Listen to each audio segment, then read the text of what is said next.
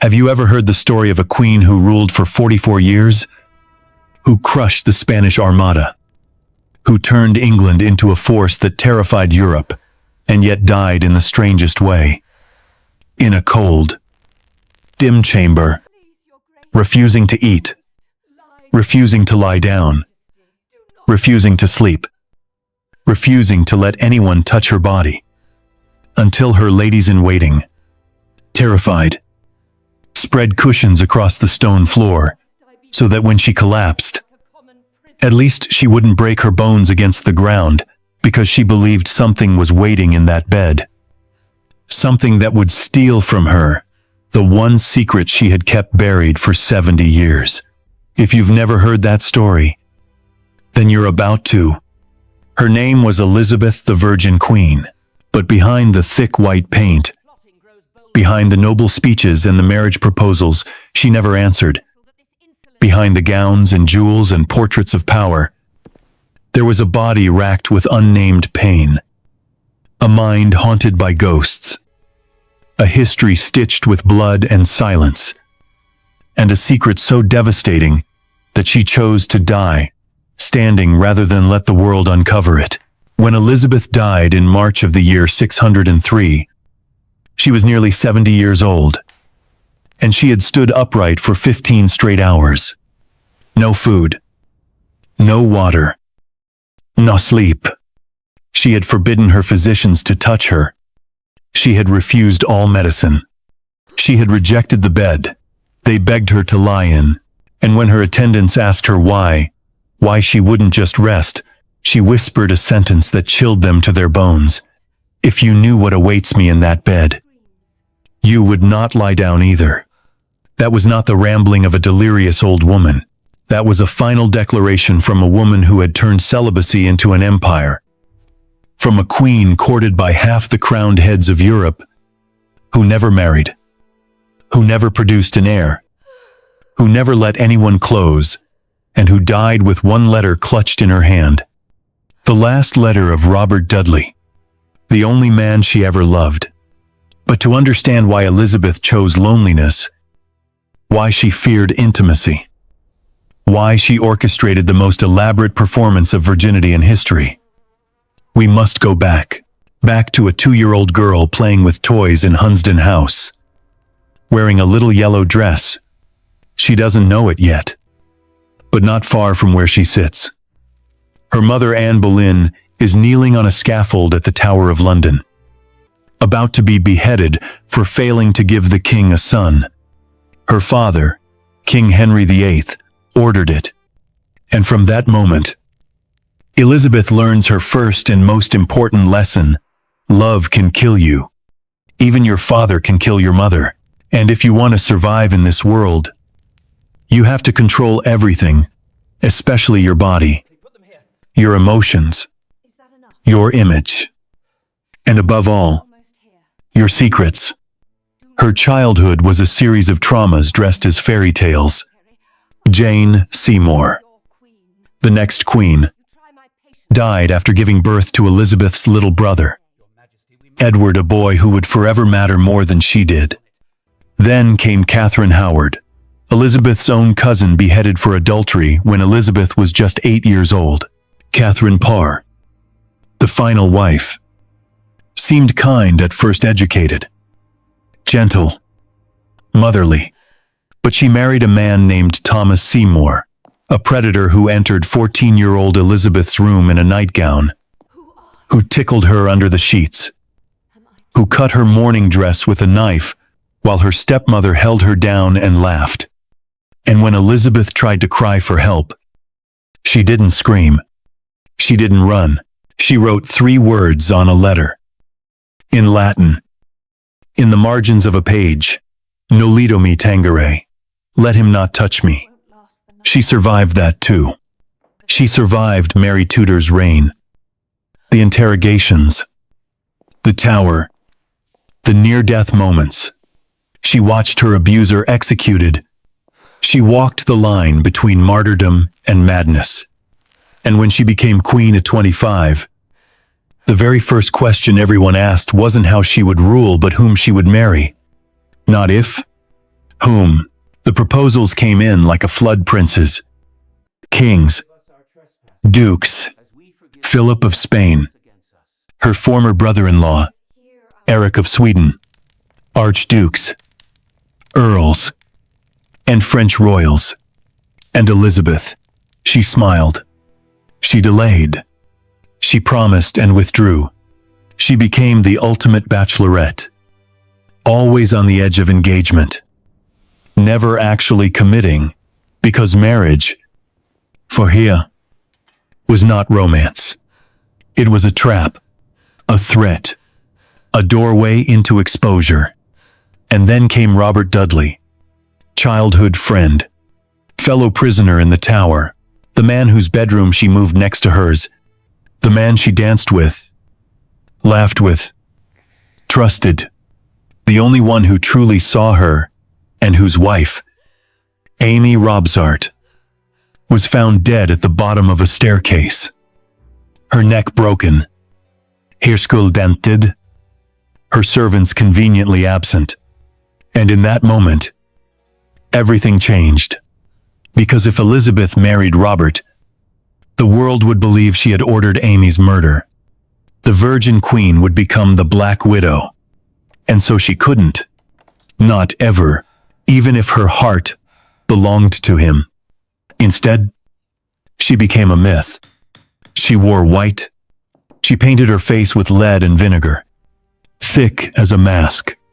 1 inch of poison on her skin every single day. It covered her scars, her wrinkles, her secrets, but it also destroyed her body. Her teeth blackened, her hair fell out, her memory weakened, her mood darkened. Still, she painted. Still, she performed, because beneath the mask, there may have been more than scars. There may have been something that couldn't be revealed. A malformed womb. A body without menstruation. No uterus. No capacity for childbirth. A condition unknown in her time, like complete androgen insensitivity syndrome, that would make her seem female but render marriage and pregnancy impossible. And so, she made virginity her weapon, her myth, her armor. And it worked until the final days, until Richmond Palace, until the moment she stopped eating, stopped sleeping, stopped pretending, until her attendants begged her to lie down. And she would not, until she collapsed on the floor, and even then, refused the bed, until she saw ghosts. Mary, Queen of Scots, Robert Devereux, her mother, until her voice cracked, and she whispered that one word she never allowed anyone else to speak to her. Must is not a word to use to princes. Little man, she hissed, even while dying. Eventually, they carried her to bed. She never rose again. 3 days later, in the early morning of March 24th, she died with Robert Dudley's letter clutched in her hand. His last letter. She had written on it. Her final performance complete. Her secret, whatever it was, taken with her to the grave. No autopsy. No examination. Her body sealed in lead. But the coffin burst open during the weeks of lying in state. The gases of decomposition refused to be contained, even in death. Elizabeth couldn't be kept hidden. And that's where our story begins. Not with the coronation, not with the glory, but with the fear, with the illness, with the silence. Because the woman they called the Virgin Queen was more than a monarch. She was a survivor, a strategist, a ghost in her own lifetime. And if you want to understand her, you have to follow her into the dark. Are you ready to hear the rest? Then let me take you back to the year 1536, to the day her mother died, and her heart learned never to trust again. The sun rose slowly over England on the morning of May 19th, 1536, washing the sky in pale, indifferent gold. as a small girl with copper-flecked hair sat alone in the nursery at Hunsdon House, too young to know that her world had just been shattered forever. She was 2 years and 8 months old. Her name was Elizabeth. That morning, she wore a little dress, perhaps yellow, perhaps white, the colors she would love for the rest of her life, and she sat among her toys, stacking wooden blocks with the quiet, curious solemnity only very young children possess. She had no way of knowing that just 20 miles away, her mother knelt on a scaffold in the Tower of London, offering her neck to a French swordsman. No one had explained to her that Anne Boleyn, Queen of England, had been found guilty of adultery, incest, and treason, all of it invented, all of it orchestrated so that her father, King Henry VIII, could be rid of a wife who had failed to give him a son. And as the blade sliced cleanly through flesh and bone, as the blood pooled on the scaffold, and the crowd gasped or stared in silence, a child kept humming to herself in a sunlit room, unaware that her title had just been revoked, her legitimacy stripped, and her entire future changed with one swing of steel. What does it do to a person to learn, not from memory, but from history, that their father ordered their mother's death, not that she died of illness, not that she was taken by accident, but that her head was removed from her body at his command, and that she, Elizabeth, was the unwanted child that made that execution necessary. That is the shadow into which Elizabeth grew. She was no longer Princess Elizabeth. Parliament had declared her illegitimate. She became Lady Elizabeth overnight. She lost her status, her position in the line of succession, her place at court, and perhaps worst of all, she lost the clarity of identity. Was she royal or not? Was she loved or not? Was she even safe? Lady Margaret Bryan, her governess, was horrified. She wrote to Thomas Cromwell, Henry's chief minister, begging for help, explaining that Elizabeth had no proper gowns, no linens, no curtains, and no one seemed to know how to treat her anymore. Bryan adored the child. She called her intelligent, sweet-tempered, and gentle, a bright little soul in a collapsing world, and tried her best to keep the girl's life steady. But what stability could there be for a child whose mother was executed, and whose father would not even speak her name, even as the years passed? The trauma of that early fracture settled deep in Elizabeth's bones. No amount of Latin lessons or careful etiquette could remove the knowledge that she was the daughter of the woman beheaded and the man who made it happen. The pattern repeated. 11 days after Anne Boleyn's execution, Henry married Jane Seymour, a woman who made no effort to build a relationship with Elizabeth.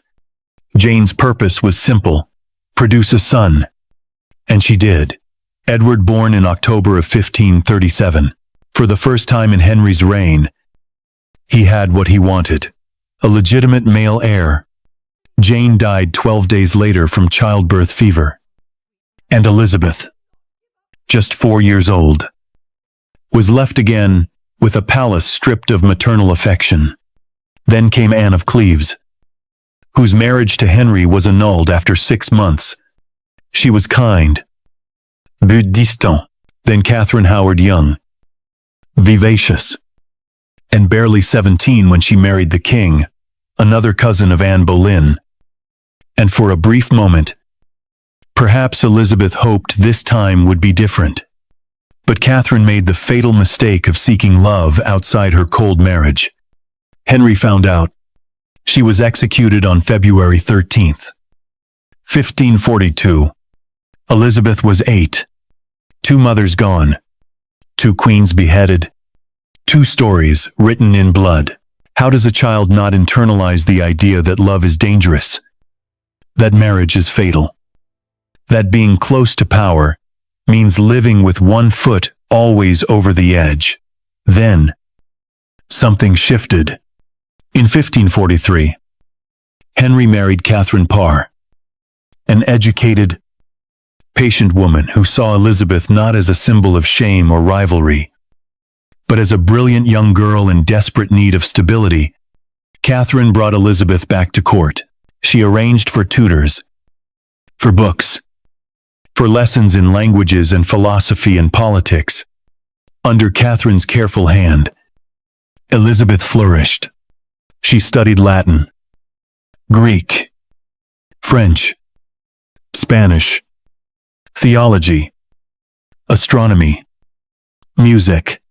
Her mind was sharp, her memory astonishing. Roger Ascham, one of her tutors, wrote that her intellect was exempt from all weakness of her sex, a backhanded compliment, but an honest one for the time. For the first time since infancy, Elizabeth had something like a home.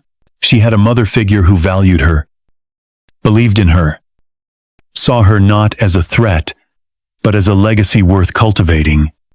But even Catherine could not protect her forever, because the man Catherine married, Thomas Seymour, had his own plans. Elizabeth was 14, blooming into young womanhood, with hair the color of firelight and a face that echoed her mother's bold beauty. And Thomas, Catherine's new husband, noticed. He noticed far too much. He entered her chambers early in the morning in his nightgown, half-dressed. He tickled her, touched her, made jokes, played games. One morning, Catherine herself held Elizabeth down while Thomas took a knife and shredded the black mourning gown from her body. Perhaps she was trying to make it harmless by being present.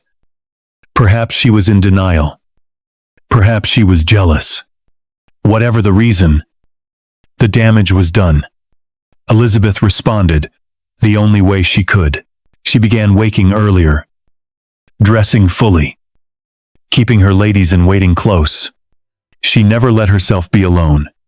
And when Catherine asked her to deliver a letter, Elizabeth scrawled something in the margin in Latin. Nolito me tangere. Let him not touch me. Not a scream, not an accusation, a whisper, a desperate prayer scribbled in ink. But it was not enough. Eventually, Catherine caught Thomas and Elizabeth in what was described as a compromising embrace. What that means, we will never know. And Elizabeth was sent away, banished from the house, separated again from the only mother who had ever truly seen her. And just 4 months later, on Elizabeth's 15th birthday, Catherine Parr died after childbirth complications. Elizabeth lost her again. But this time, she wasn't just sad. She was haunted by guilt. Had Catherine died of heartbreak, of betrayal, of stress? Had Elizabeth, in some terrible way, contributed to the unraveling of the only home she'd ever known? And as if fate weren't yet finished twisting the blade, Thomas Seymour, newly widowed, turned his sights back on Elizabeth. Now 16. Now, second in line to the throne. He planned to marry her, seize control of the country through her. But he was arrested for treason. Caught, sneaking into the boy King Edward's chamber with a loaded pistol, Elizabeth was dragged into the investigation. Interrogated. Suspected. Cornered. She was 15 and had to defend herself against charges of conspiracy, seduction, even treason. And somehow, she survived. She confessed nothing. She admitted only what she had to. She emerged politically untouched, but emotionally shattered. It is from that fire she forged her steel. When Henry died in 1547, and the boy Edward ascended the throne, Elizabeth presented herself as the perfect Protestant princess. Pious, educated, modest, controlled. But beneath the surface, The girl who had lost her mother to the axe, who had been touched without consent, who had learned not to scream but to plan, had already begun writing the story of a queen who would never lie down again. She had learned that power keeps you alive, but only if no one knows your weakness. She had learned that her body was dangerous to others, to herself. She had learned that love was the most lethal weapon of all, and so she would never love openly, never trust deeply, never expose herself again. Because the girl who watched every woman who loved get destroyed became the woman who would stand for 15 hours straight rather than lie down and be seen. And in the next part of our story, you'll see how she took that pain and turned it into armor, how she let the whole world believe she was pure by choice, when, in truth, she may have had no choice at all. So get comfortable, keep your eyes soft and your breathing slow. We're only just beginning. The room where Elizabeth began each day was no longer just a place for bathing or dressing or curling her hair. It was a sanctuary of silence, a theater of transformation, a shrine to the woman she had become and the girl she had buried. When the sun rose and the court stirred, and servants creaked through corridors with silver trays and velvet slippers, Elizabeth sat before a mirror she had long since stopped trusting. In the earliest years of her reign, perhaps she glanced into it with curiosity. Perhaps she even looked for Anne Boleyn's cheekbones or her father's imperious eyes. But over time, the reflection became less a companion and more an enemy. There were no sudden changes. Only the creeping evidence of years survived. A new line, a deeper shadow, a wound that had healed without smoothing. So she did what only a queen could do. She erased it. Each morning, a bowl of thick, white paste was prepared. It was not soft, not luxurious, not fragrant. It was chalky and cold and heavy in the hand, a mixture of vinegar and white lead, known to physicians as poison, but to courtiers as perfection. Venetian ceruse. They called it an elegant name for something that would rot the skin from the inside out. Elizabeth dipped her fingers into the mixture and painted her own face until the truth disappeared. It went on her forehead, her cheeks, her chin, her throat, and down to her collarbones. The layers were not light. They were armor.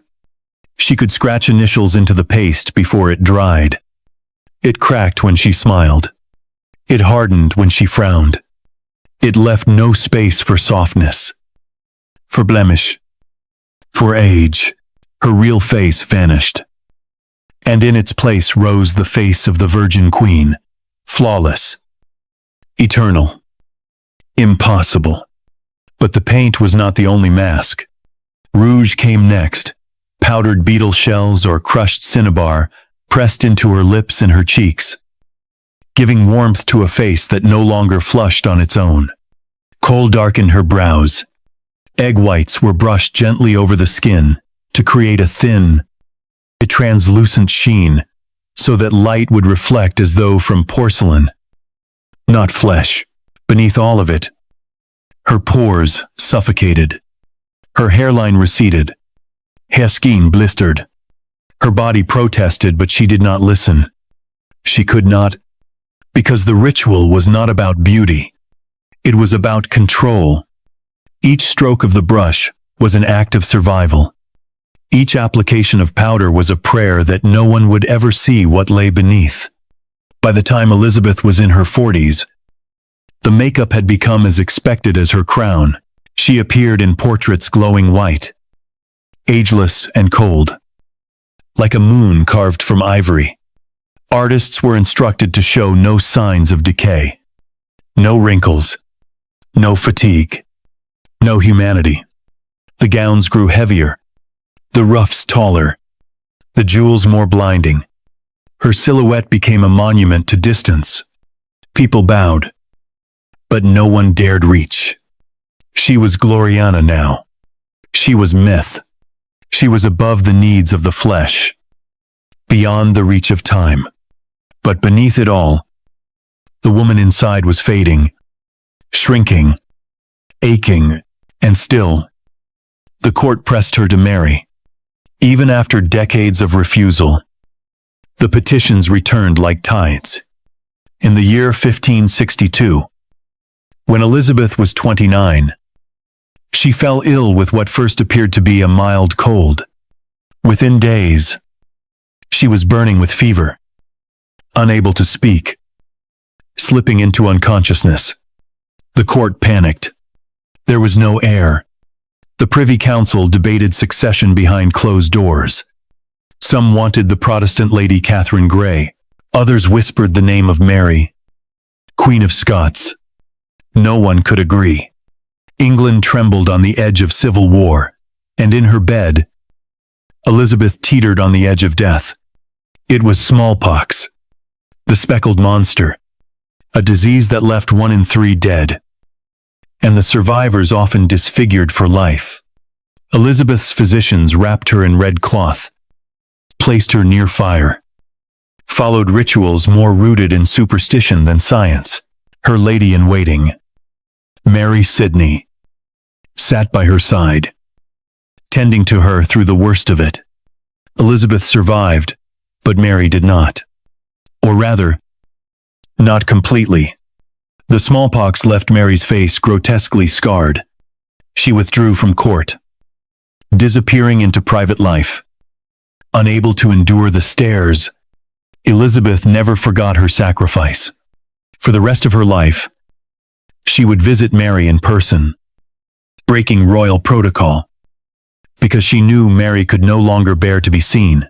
The memory of that face ruined for loyalty haunted Elizabeth. And though she lived, she did not emerge unchanged. Her skin, once smooth, now bore the soft imprint of illness. Faint scars, teeny pokes, marks that whispered of mortality. She could not allow them to be visible. So she thickened the paint. She lengthened the roughs. She layered the lies. Her reflection became a battlefield. Her appearance became a campaign. Each layer of ceruse added to her face was not decoration. It was silence. It was denial. It was the desperate act of a woman who could not afford to be seen as wounded. The court, of course, insisted she marry immediately. Produce an heir. They said, secure the realm. She listened. She smiled. She said she would when it was convenient, when the time was right, if God willed it. But the truth was simpler and crueler. She could not, whether because of disease, or anatomy, or a condition no one in her age could name. Elizabeth seemed to know that pregnancy would never come, that perhaps she had no womb, that perhaps consummation was not just undesirable, but impossible. And so, she made it a myth. She transformed childlessness into purity. She turned barrenness into power. And if there was pain, she did not speak of it. If there was longing, she buried it under powder. If there were days when the mask cracked and the memories returned of Thomas Seymour's hands, of Catherine Parr's betrayal, of the letter she once wrote, begging not to be touched, she did not let it show. Because the mask was everything. The illusion was all she had left. By her 50s, her teeth had begun to rot. Lead poisoning destroys enamel. Poison blood. Frays nerves. Here comes bleu. Her mouth grew foul. She stuffed scented cloths into her cheeks to mask the stench. Her hair, once a fiery halo, had thinned to near baldness. She wore elaborate wigs, carefully styled and dusted with powder. Her skin, under the makeup, was dry and gray. Her memory began to fray at the edges. But still, she painted. Still, she smiled. Still, she ruled, because Elizabeth understood something most people never learn. Once you become your image, you cannot take it off. Once you build your power on illusion, the truth becomes a threat.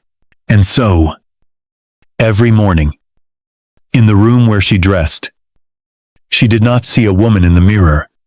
She saw a mask, and she put it on willingly.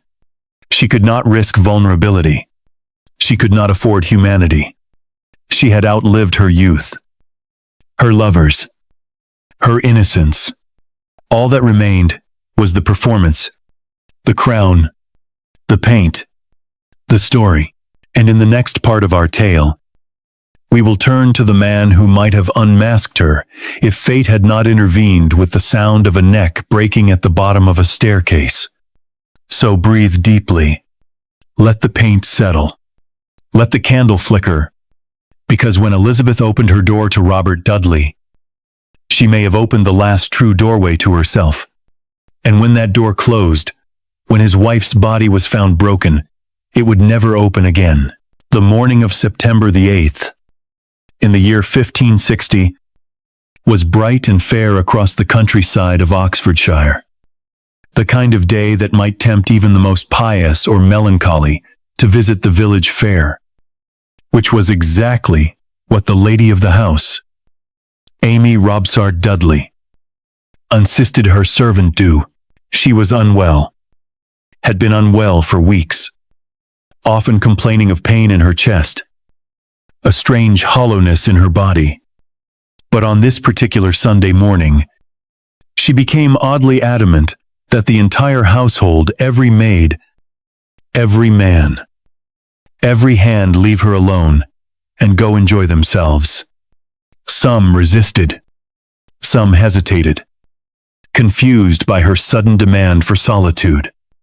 But Amy was insistent, so they obeyed. By late afternoon, when the servants returned, they found her body at the foot of a short staircase, her neck broken, her skull fractured in 2 places. She was 28 years old, and her death changed the course of a queen's life forever. To understand why this mattered, why the world seemed to tilt in that single moment, we must first speak of Robert Dudley, the man Elizabeth loved. They had known each other since childhood. Born just days apart in the year 1533, raised among the intrigues and corridors of Tudor ambition, survivors of political tides that would have drowned anyone weaker. When Elizabeth was imprisoned in the Tower of London during her sister Mary's reign, Robert Dudley was there, too. Accused of treason alongside his father and brothers after the failed attempt to place Lady Jane Grey on the throne, they had both tasted the chill of death breathing at their door. They had both emerged from that tower alive but changed. That shared terror, that brush with execution, had bonded them in ways that court gossip could never fully understand. When Elizabeth became queen in November of the year 1558, it was Robert she called to her side. She made him Master of the Horse, a title that might sound ceremonial, but in truth meant daily, constant, almost intimate access. He traveled with her, dined beside her, whispered behind fans with her. He knew the rhythms of her moods, the tilt of her silences. He moved into a chamber next to hers, not down the hall, not across the courtyard, next door, connected. The Spanish ambassador was aghast. He wrote home to King Philip that Elizabeth was in love with Lord Robert and never lets him leave her. Even her own advisors began to panic. William Cecil warned that the Queen's reputation might not survive the scandal. The court was talking. The world was watching. And still, Elizabeth kept Robert close. But Robert Dudley was already married. He had wed Amy Robsart in the year 1550. When they were both teenagers, he 17, she 18. It had been, by all accounts, a love match, not a political alliance. not a transaction. William Cecil himself called it a carnal marriage, a pairing of passion rather than prudence. At first, perhaps, they had been happy, but after Robert's return to favor, after Elizabeth's rise to the throne, something changed. Amy did not join her husband at court. She remained in the country, moving from house to house, seldom seen, seldom mentioned, increasingly distant from the life her husband now lived. The reasons are lost to history. Some say Amy was too plain, too low-born, too ill-suited for courtly glitter. Others say she was already sick, perhaps with breast cancer, or some other wasting illness. And some whispers, rumors, darker suspicions suggest she was deliberately left behind. Whatever the truth, by the year 1559, Robert Dudley was in every sense Elizabeth's companion. He wore her colors. He stood behind her throne. She gifted him lands, titles, and the kind of soft glances that no one else ever received. And the world noticed. 1 year before Amy's death, the Spanish ambassador sent a chilling report back to Madrid. It is said that if his wife should die, the Queen would marry him. That was in 1559, when Amy was still alive. And then she wasn't. The staircase she fell from was described as short and shallow, not the kind that inspires fear or fatal accidents. The coroner's report, which vanished for centuries, and only resurfaced in the year 2008, described 2 dents in her head and a broken neck. Suicide was whispered. Illness was blamed. And yet, the servants had all been gone. She had insisted they leave. There were no witnesses, only a body, at the foot of the stairs, and silence. Robert Dudley's reaction was immediate and public. He sent his steward to oversee the inquest, demanding that it be thorough, that it be honorable, that no stain linger. He did not attend the funeral. He kept his distance, perhaps from grief, perhaps from strategy. One of the clergymen at Amy's funeral made a horrifying slip. He said she had been pitifully slain before correcting himself, claiming he had meant suddenly. But the word hung in the air. For Elizabeth, the news was shattering. Now Robert was free. Free to marry. Free to be hers. And yet now he could never be. Because if she wed him, every man and woman in England would believe she had helped murder his wife. The suspicion had spread too quickly. The scandal was too thick. If she made him king consort, she would lose everything she had spent years protecting their rulers. Her legitimacy already questioned because of Anne Boleyn would collapse. The Virgin Queen would become the murderous queen. And so, she made the cruelest choice. She did not choose him. She could not. That decision, that forced sacrifice, became the defining heartbreak of her life. Robert remained at court. She kept him close, gave him Kenilworth Castle, made him Earl of Leicester, favored him with every possible gift. But she never married him. He married another woman, Lettice Knollys, in the year 1578. In secret, Elizabeth was incandescent with rage. She banished Lettice from court. She never forgave the betrayal. And yet, she still did not let go of Robert. When he died in the year 1588, just days after the defeat of the Spanish Armada, Elizabeth locked herself in her room and would not speak to anyone for days. They had to break down the door. His final letter to her, written just before his death, was found in a small box beside her bed when she died 15 years later. In her own handwriting, she had labeled it his last letter.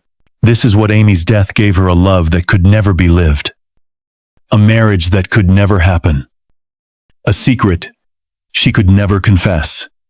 Her grief was not loud. It was painted over, buried in layers of lead and silence. But it never faded. And if you want to understand the Queen, Elizabeth became the woman who ruled without husband, without heir, without letting anyone truly touch her. You must begin at the bottom of that staircase, with a woman who may have fallen, or may have been pushed, or may have chosen the fall herself. We will never know what really happened to Amy Dudley, but we know what her death destroyed. In the next part of our story, we will return to the Queen's bedchamber, this time not to cover love, but to uncover illness, and the secret swelling that sparked the most dangerous rumor of her reign. So lie still. Let your breathing slow, because the Queen who would not lie down may have had a body that could not bear the truth. It began, as so many turning points in Elizabeth's life did, with silence, followed by speculation, then scandal. The year was 1564. Elizabeth had ruled England for nearly 6 years. She was 30 years old, young by the standards of monarchy, but ancient in the eyes of a court still desperate for a wedding, for a belly to swell, for a child to carry the golden flame of the Tudor name into the next generation. There had been rumors before of proposals, of secret engagements, of flirtations played out under the painted ceilings of Whitehall, but nothing had ever come of them. She remained the Virgin Queen, untouched, unclaimed, undiminished. And then one morning, she could not rise. The details are vague, as most true scandals are. The official records say she had taken ill, that she experienced a swelling of the body, that her color changed, her appetite vanished, and her temper frayed. She withdrew from court appearances. She received no visitors. She did not ride. She did not dance. And soon, her ladies-in-waiting were seen, whispering in corners, exchanging glances, their mouths pulled tight against whatever they had witnessed behind the locked doors of the Queen's private chambers. The gossips sharpened their teeth. Whispers slithered across the palace halls. From laundress to groom to ambassador, the Queen is pregnant. Not possibly. Not maybe. Certainly. The rumor moved like a fire through dry thatch. Unstoppable, once it found oxygen. Elizabeth's body, always a symbol of national anxiety, became the battlefield of public imagination. Who was the father? Some said Robert Dudley. Of course. Who still lived in rooms near hers. Who still exchanged letters with her that burned at the edges with unwritten words. Others accused foreign envoys, French, Spanish, even Scottish. One particularly persistent rumor, named Thomas Howard, the young and ambitious Duke of Norfolk. There were claims of midnight meetings, of crumpled bedsheets, of servants dismissed with coin and threats, and then came the most dangerous speculation. Of all, the child was already born, hidden away in some remote estate, to be raised in secret until the time was right. Elizabeth said nothing. Not at first. She remained in her chamber, recovering or hiding, depending on whom one believed. Some modern historians now suggest it was a tumor, perhaps an ovarian cyst, uterine fibroid. Others claim it was a phantom pregnancy, brought on by stress and starvation. Still others wonder if it was a miscarriage, the result of an affair she could never admit.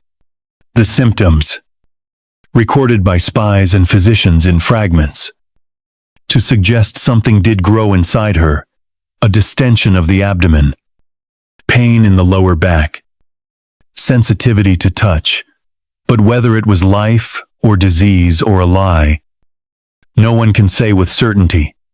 Eventually, Elizabeth emerged from her room thinner, empâlée, quieter. She offered no explanation. There was no baby, no heir, no father. no scandal acknowledged. And just like that, the fire was smothered, not extinguished, but starved. People who had spoken too loudly were dismissed from court. Letters were burned. Ambassadors were redirected. And for those who continued to pry, the Queen delivered her answer with a single, chilling sentence. There will be no issue from my body. I am married to England. But the damage had already been done. From that moment forward, every illness she suffered became a suspect. Every time she stumbled, every time she coughed, every time she retreated from public view, the speculation returned, and something inside her hardened. She no longer entertained even the possibility of marriage. She no longer offered teasing delays or diplomatic maybes. She became flint. She became glass. She became untouchable. The body that had once promised heirs and alliances and peace became a fortress no one could enter. She walled it in with layers of paint, with towering collars, with gowns so heavy they required multiple maids just to lift the hem. She refused to speak of menstruation. She made her physicians swear oaths of silence. No man was ever again allowed to see her without at least one lady present. Even her women, trusted as they were, could not touch her without permission. Her body was now a symbol pure, zoverein, unreachable, and every mark upon it, whether made by illness or age or memory, was treated like a crack in the walls of a sacred palace. But in the quiet, when no courtiers lingered, when the candles burned low and the night pressed close against the window panes, Elizabeth knew what she had lost. She had dreamed once, perhaps not often, perhaps only briefly, of a son, of a child who might carry her name, her fire, her mother's eyes. She had imagined what it might be like to rest her hand on the swell of her own belly, to feel something stir beneath the skin. Not illness, but life. But whatever hope had lived in her died that year. Whether it had ever truly existed, no one could say. But the dream was buried all the same. And in its place grew the myth, the Virgin Queen. Not because she had to be, but because she chose it. That was the story she fed to history. And it was almost true. In the next part of our story, we will step into that myth, the creation of Gloriana, the golden icon, the untouchable mother of a nation who gave her people everything but her blood. But to become that goddess, Elizabeth had to sacrifice not only love, but also truth, flesh, and something she could never name aloud. So close your eyes, let the rumors fade, because beneath the silence lies something older than scandal, something closer to grief. There is a moment in every great performance when the mask begins to crack, not all at once, and not in the places the audience expects, but subtly, quietly, like the first fine lines of age creeping into the corners of a once flawless face. For Elizabeth, that moment came, not in public, but in the hush of her private chamber, when the candlelight was low and the mirrors were covered, and the truth of her body could no longer be hidden from herself. It was not sudden. It did not arrive like a storm. It came gently, one tooth at a time. She was in her late 40s, perhaps already 50, when she first felt it. A sharp ache along the jaw, a looseness where once there had been strength. The paints and powders still held their line, still gave the illusion of youth and vitality. But beneath the mask, something had begun to rot. The white lead she had spread across her skin each morning and each night. The substance that had made her glow like a moon in the portraits, was eating into her very bones. Hier kommt's Blill. Her teeth darkened. Some fell out altogether, slipping from her mouth like secrets too long held, like ghosts of words she would never speak. And yet she smiled. She smiled through ceremonies. through banquets, through foreign envoys and trembling poets and knighting fields of men. She smiled while hiding handkerchiefs soaked in blood inside her sleeves. She smiled as she whispered to her physicians to keep quiet, to tell no one, to find ways to dull the pain without leaving her dazed or weak or still. She had learned long ago that stillness was the enemy. A woman who paused could be examined. A queen who faltered could be replaced. The decay could not be stopped. Her breath grew sour. The stench, despite rosewater rinses and clove-soaked cloths, became a thing whispered about behind tapestries and in drafty corridors. Ambassadors described it in coded language. Her Majesty speaks with power, but et requiert distance. She refused to be seen eating. She cut her food into delicate pieces and passed much of it untouched to her waiting ladies. When alone, she often refused food altogether. Hunger, at least, was something she could control. Hair skin, once fair and scarred only lightly by smallpox, now showed signs of something deeper.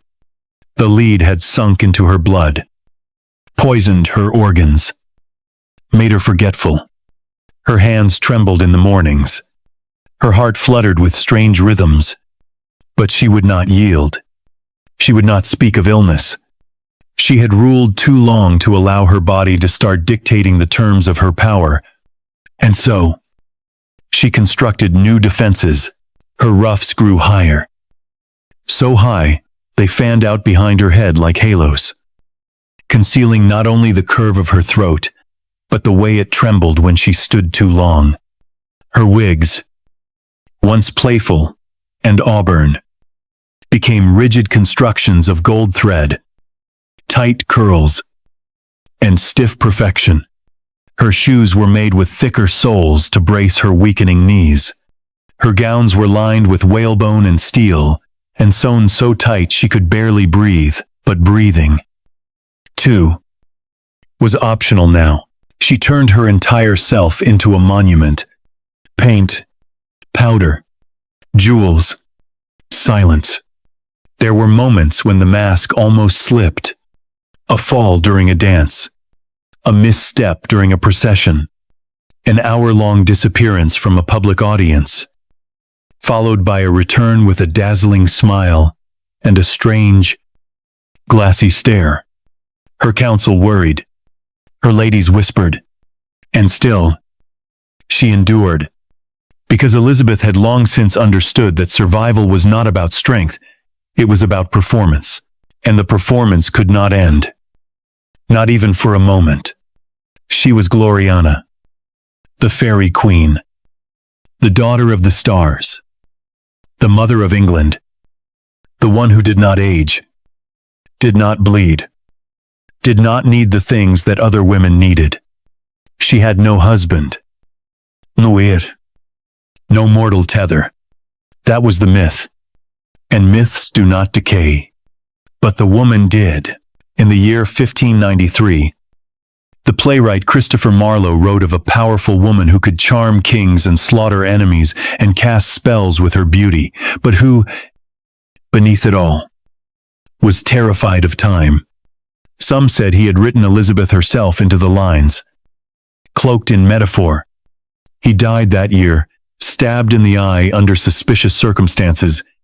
Some said the Queen had him silenced. Some said he simply flew too close to the truth. That same year, Elizabeth collapsed in her privy chamber and refused to let anyone near her. It took her ladies nearly half an hour to coax her up. Her dress was stained with something no one dared name. One of her teeth had fallen into her glove. She insisted she was fine. She ordered a mask to be performed that very night, and when the curtains rose, she sat in the front row, unmoving, unblinking, hands gloved, face painted, smiling so wide that not even her closest lady-in-waiting could see the hollow behind it. She was nearly 60 by then. 60 years of silence. 60 years of being watched. 60 years of hiding everything that made her human. And yet, she ruled, because there is a strange kind of power in decay. When it is hidden just well enough to seem like endurance, there is something terrifying in a body that keeps standing when every part of it is trying to fall. Elizabeth became not just a queen, but a symbol of defiance against time itself. But in the end, even the strongest mask becomes heavy. Even the hardest smile breaks. And in the next part of our story, we will hear the first true cracks, not of bone, not of teeth, but of trust, of love, of the final betrayal that shattered what little Elizabeth had left of her heart. So rest your head, let your breath slow, because the next man she loved would kneel before her, then die beneath her signature. He was the last one she let close, the last man who made her laugh when no one else dared, who teased her without flinching, who dared to be bold in a court where even her oldest advisors walked on glass. His name was Robert Devereux, the second Earl of Essex. And when he first appeared at court, Elizabeth was already past 50, a woman who had buried her youth in powder and paint, who had watched every lover fade or betray or die. But Robert was different. He was fire, reckless and golden, and too proud for his own good. He was 20 years old, and he reminded her of everything she had once been before the silence, before the mask, before time took what it always takes. She had known his father, had seen him executed by her own sister, Mary, for treason. She had watched his mother, Lettice Knollys, the same woman who had married Robert Dudley behind her back, get banished from court in rage and humiliation.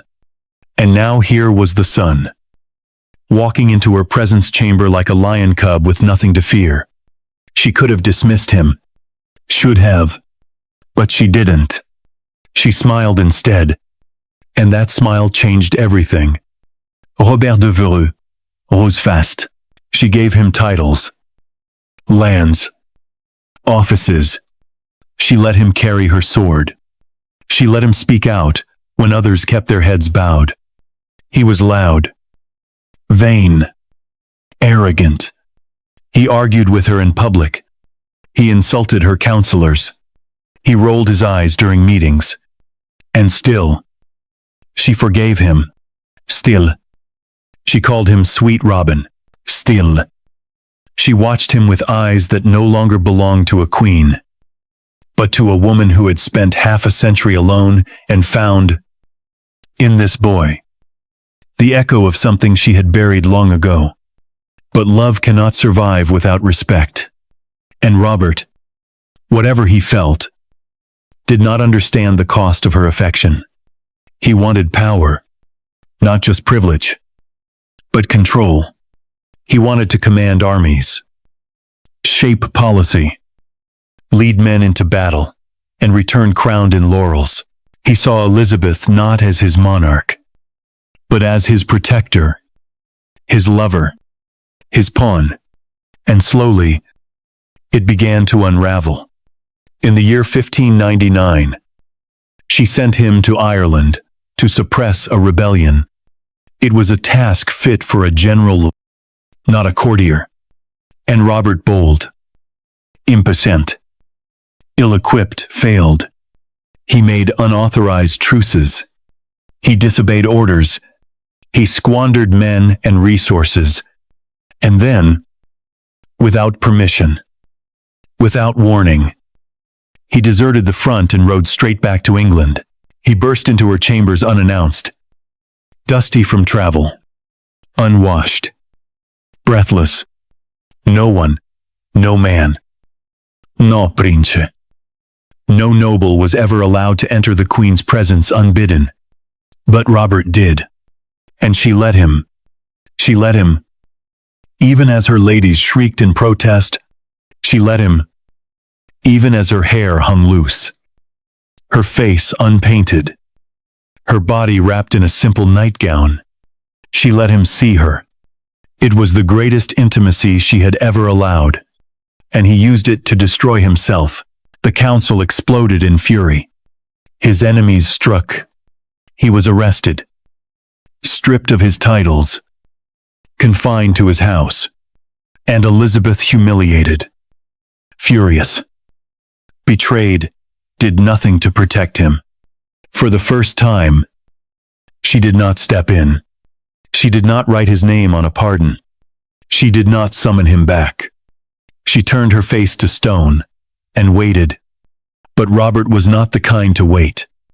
In February of the year 1601, he raised a rebellion, a pitiful, half-hearted coup meant to force an audience with the Queen, to storm the palace, to seize her ear, if not her heart. He marched through the streets of London with a few hundred men, thinking the people would rise with him. They did not. Within hours, he was arrested. And now Elizabeth faced a choice she had always feared. She had signed death warrants before Mary, Queen of Scots, among them. But this was different. This was sweet Robin.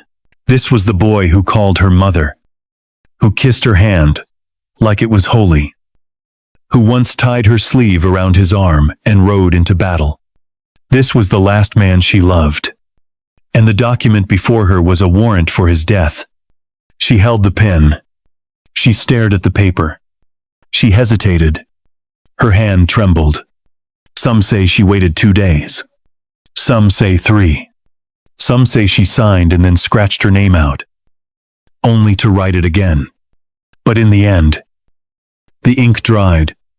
The order was carried out. On the morning of February 25th, 1601, Robert Devereux was taken to the Tower Green. He knelt before the block. He said nothing. The axe fell, and the Queen broke. No one saw it happen. There were no tears at council, no wailing in the palace. But her appetite vanished. She withdrew from court. She stopped sleeping. She stopped smiling. The paints could no longer cover the hollow in her eyes. Her favorite ring, which held 2 portraits, one of herself and one of her mother. Anne Boleyn, was found missing. No one knows where it went. And in the weeks that followed, she whispered only once to a single lady in waiting who dared to ask why she seemed so haunted. His name, Elizabeth said, was on my lips when I woke, and it was there again when I closed my eyes. It would not be the last time. In the next part of our story, we will see what happens when a queen stops rising from bed, when the mask is too heavy to lift, and the body no longer obeys the will. The end begins not with a scream, but with a silence. No one dares interrupt. So hush now. The axe has fallen, and the Queen is starting to fade. The winter had not yet passed, but the wind had grown gentler, and the frost on the windows melted quicker under the rising sun. In March of the year 1603, the court of Elizabeth Tudor waited, but not for orders, not for battle, not for ceremony. They waited for the Queen to lie down, and she would not. No one knew when exactly it began, this strange vigil and this refusal. But by the time the whispers reached every hallway of Richmond Palace, she had already been standing or sitting for days, dressed in black, draped in silence, refusing bed, food, and even the simplest words of comfort. The torches burned lower. The great hall grew quiet. Her ladies watched with breath held like prayers. Elizabeth, nearly 70 years old, sat among the cushions on the floor like a statue that had forgotten how to breathe. At first, they thought it was grief. She had lost so many in such quick succession. Robert Devereux gone by her own hand. Her closest friends either dead or disappeared. And her mind, once a blade, now dulled by the loneliness of being the last name on a page no one else could sign. But this was something deeper, something more than sadness. She would not speak. She would not let them undress her. She would not remove the great lace collar, stiff as bone, or the heavy wig that pressed against her brow. Her fingers still clutched the arm of the chair.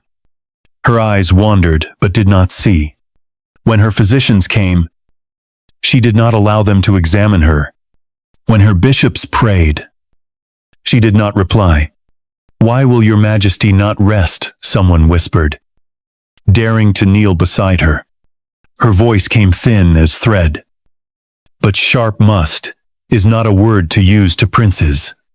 And that was the only sentence she spoke for days. It was not pain that kept her from lying down. Or not only pain. It was fear, a terrible, ancient fear. Older even than she was. The bed meant surrender. The bed meant examination. The bed meant exposure. To lie in it was to give her body over to others, to the hands of doctors, to the eyes of historians, to the judgments of men who had no right to see her as anything less than what she had crafted over 6 decades. A queen, untouched, unbroken, pure. But her body had other plans. She was so thin, her gown slid from her shoulders, her legs trembled beneath her. But still she stood. She dozed in her chair, waking only to shiver, and then refuse the blankets her ladies offered. Her lips cracked from thirst. Yet she refused water. And through it all, she held in her lap a folded piece of parchment, worn soft from decades of unfolding and reading and folding again. It was the last letter Robert Dudley had written her, back in the year 1588. His last letter.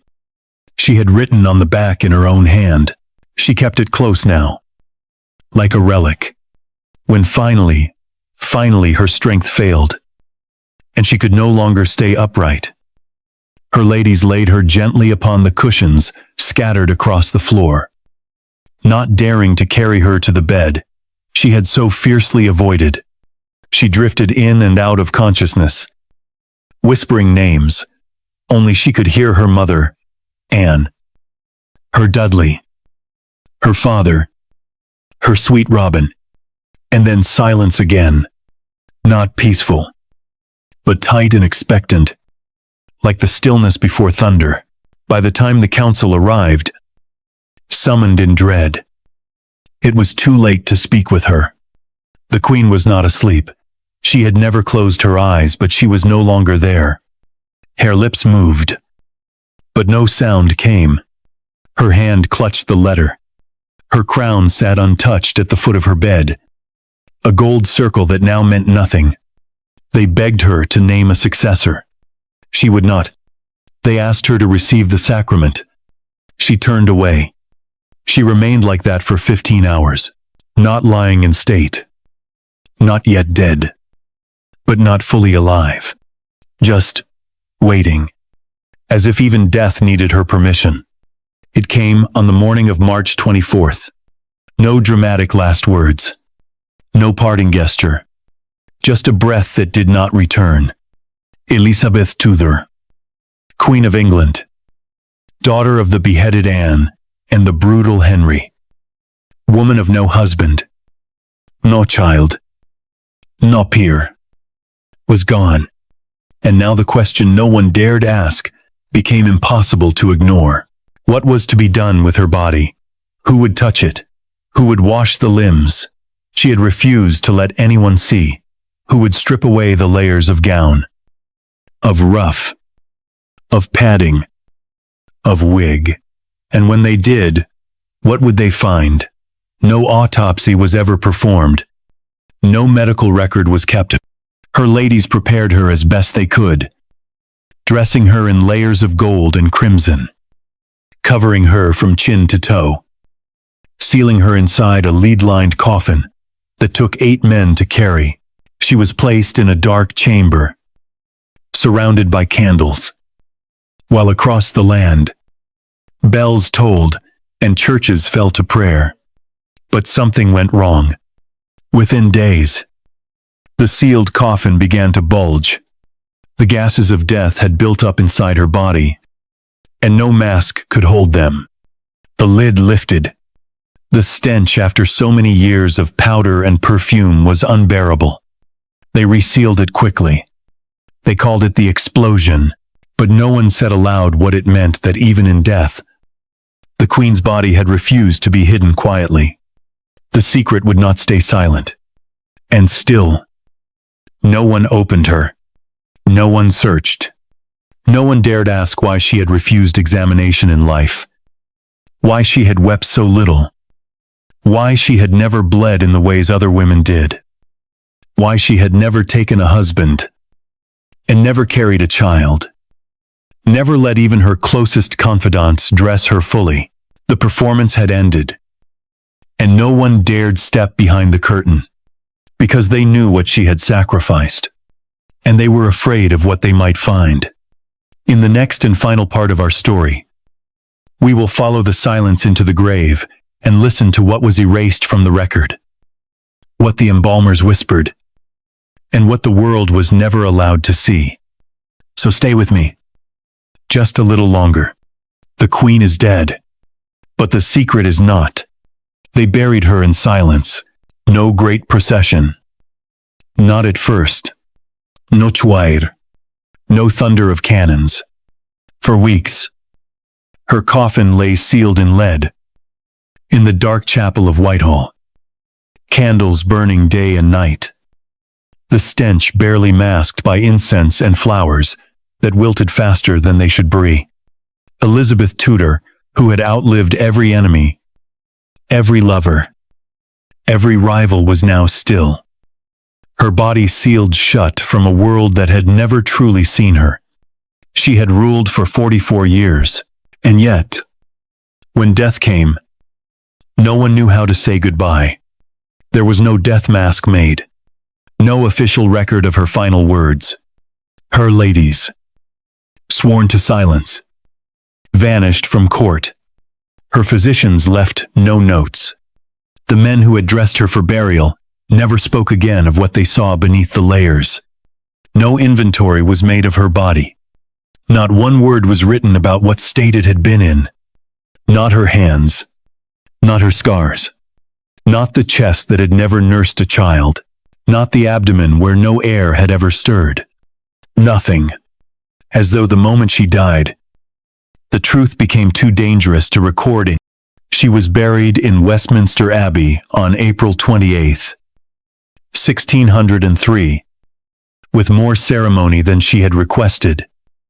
Her coffin lowered quietly into the same vault that held her half-sister Mary, the woman who had once imprisoned her, once tried to destroy her. Above them, a Latin inscription was carved, Regno consortes et urna. Hic, obdormimus, Elizabeth et Maria, sorores consorts in realm and tomb. Here we sleep. Elizabeth and Mary. Sisters. But they were not sisters. Not really. Not in life. Not in belief. Not in blood. And even in death. The inscription felt like a lie, because no queen had ever stood so alone. The letters stopped after her death, the ones she'd written, the ones she'd received, the ones she had kept sealed in boxes beside her bed. Many disappeared. Some were burned by her executors. Others were lost in archives. A few resurfaced years later, worn thin with age, their ink smudged. The names of men she had loved fading into nothing. The letter from Robert Dudley, the one labeled his last letter, was tucked into a small, velvet-lined box and placed near her head in the coffin. But whether it was truly buried with her or removed at the last moment, no one could say. The rumors, however, did not deslorna. They only grew louder. Whispers of a deformed body, of a missing uterus, of strange anatomy, of a woman who had never bled like other women, of a queen who had no womb, of hidden medical reports, of court officials who had seen something they would never repeat aloud. Some suggested she had been intersex, perhaps born with a condition like complete androgen insensitivity syndrome, possessing outward female features, but unable to conceive. Others claimed she had suffered a traumatic injury in youth, something that made intercourse impossible. Childbirth deadly. Others believed she had simply chosen to lie, built virginity into power. Refused marriage, not because she could not, but because she refused to give any man what they demanded. But none of them knew. No one had ever touched her. Not truly. In life. She had wrapped herself in distance. In death. She was wrapped in lead. And that was her final power. To remain untouchable. Unknowable. To take the truth with her into the earth. Even century later. When forensic scientists exhumed other monarchs, when they tested bones for poison, measured skulls, reconstructed faces, no one dared open Elizabeth's tomb. No one has ever lifted the lid of her coffin. Her body remains sealed. Her secrets intact. Not because of reverence, not because of respect, but because even now, there is fear. Fear of what might be found. Fear of the myth unraveling. Because Elizabeth had become more than a woman, more than a monarch. She was an icon carved in silence. Built not of flesh but of caution. Every part of her story. The dead mother. The vanished father. The untouched bed. The sealed letters. The lead-lined tomb is a curtain drawn tight around something the world was never allowed to see. But we know, don't we? We feel it in the stillness of her portraits. We hear it in the spaces between her speeches. We see it in the lines on her painted face. She was in pain. She was afraid. She was powerful. She was alone. She was a child who lost her mother to the axe. A teenager who was almost prey. A woman who could not or would not bleed. A queen who signed a death warrant for the man she loved. And a body that stood 15 hours rather than lie down and be examined. That is not weakness. That is a kind of strength no crown can imitate. And so the story ends. Not with glory. Not with war. Not with marriage. Not with children. It ends with silence. A silence so profound that even now, 400 years later, the world still leans closer, hoping to hear something more. But Elizabeth is gone. The door is closed. The mask remains. And the body, it is still there, somewhere beneath the stone, sealed in lead, waiting,